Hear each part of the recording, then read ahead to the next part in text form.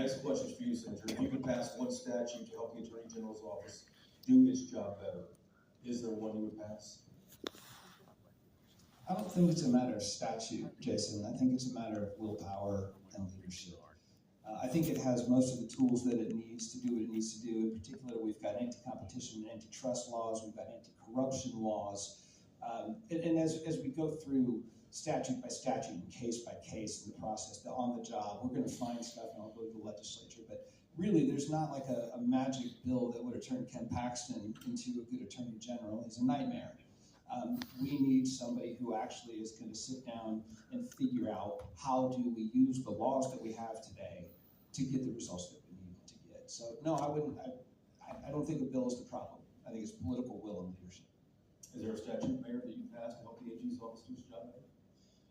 Jason, I think that the Attorney General probably is wasting a lot of money right now on frivolous lawsuits like the one I told together here, suing Galveston over the 10 Commandments.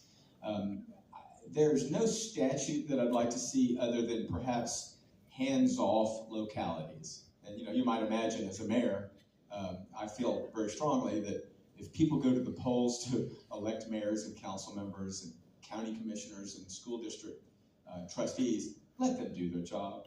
If they don't, you can obviously at the next election do something about it, the voters can.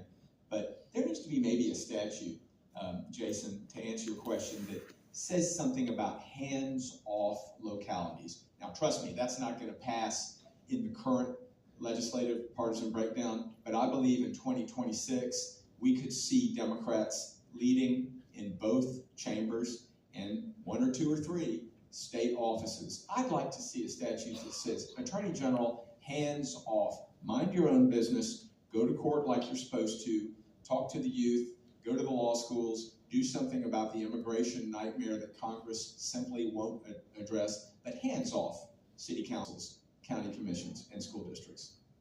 You guys both talked about different issues, and I asked about it as well too, but Senator, let's start with you. State your top 2 priorities as Attorney General, and can you tell us a specific metric that you publish a year in to show progress? Specific, I don't know how to measure reversing stupid policy.